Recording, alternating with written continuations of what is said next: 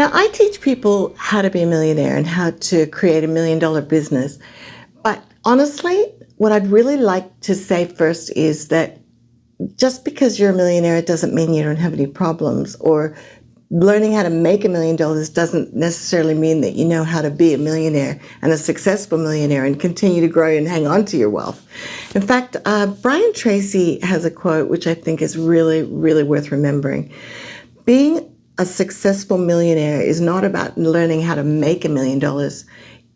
He who wins is the one who keeps the $1 million. So what you really want to learn first is how to manage your money. It's super important to learn and grow on an evolving basis and take responsibility for being a money manager. Look at your money as your business, because it doesn't matter how many times you make it. If you keep losing it, then, it actually has a lot of wear and tear on you emotionally. So to give you some examples, I really like to encourage my clients to start with, how am I going to make my first $10,000 in a repeatable way so that I can continue to do that over and over? And then how am I going to manage that money and really start getting educated on the whole process of money as a business? Because I went from, over my lifetime, I built a lot of businesses where I started out with no money or very little money down.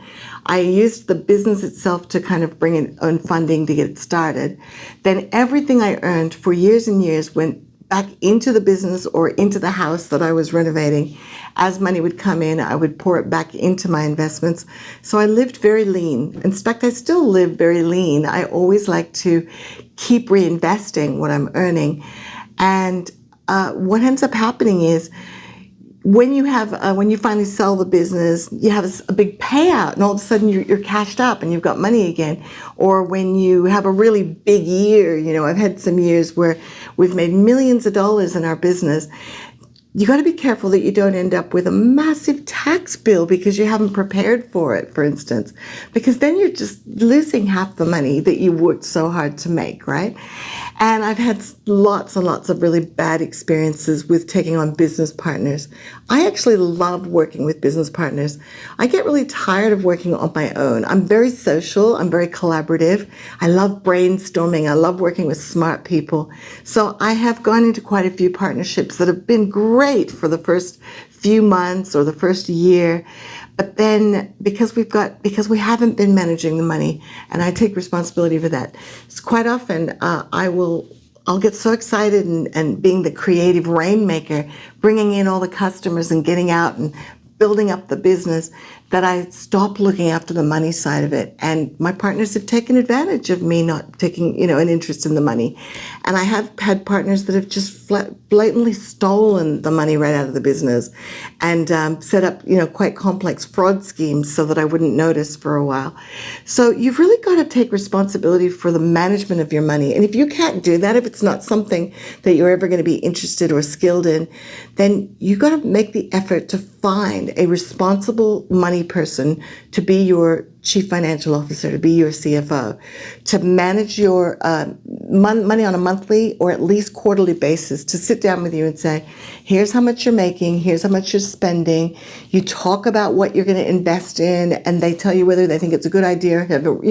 Quite often what you can do is you can say, I want to do this now, and you have a discussion about it, and you say, well, let's sit on this for 2 or 3 months and see if we still want to do it in 2 or 3 months, because that gives you some breathing space to decide if it's a good idea. So what happened in my life was that I kept reinvesting in businesses and reinvesting and growing and reinvesting and growing. And then eventually one of our businesses, we sold for millions and millions of dollars, and suddenly we had so much wealth that it was a whole new program, a whole new set of problems, because we'd never had to look after that kind of money before. And it's just a constantly learning and growing process. So you want to make sure that you've surrounded yourself with people who have experience, that can guide you, that you can trust, because sadly, when you have a lot of money, you will also attract there's an awful lot of con men out there who are looking for people who have money and who are naive with how to manage it. So learn how to surround yourself with people who you can trust and how to do your due diligence on these people, and double check. Like if you're not sure, if you're getting financial advice from one person, have another person from another company that you feel you can trust and compare their advice, and see. And if you have to, bring in a third one if you can afford it, because you'll find that there's a big variety. There's as many people dispensing financial advice as there are different types of people. So it's worth looking at your money as an investment and a business in its own right. So when we became multimillionaires, we ended up with all these people coming out of the woodwork asking us to bail out their businesses, bail out their mortgages, help them with their divorce. It seemed like everybody was coming to us with their hands out. So you need to learn how to deal with that. So it's just, honestly, it's a never-ending process. Just becoming a millionaire isn't going to solve all your problems. But learning how to manage your wealth, that is a skill worth learning.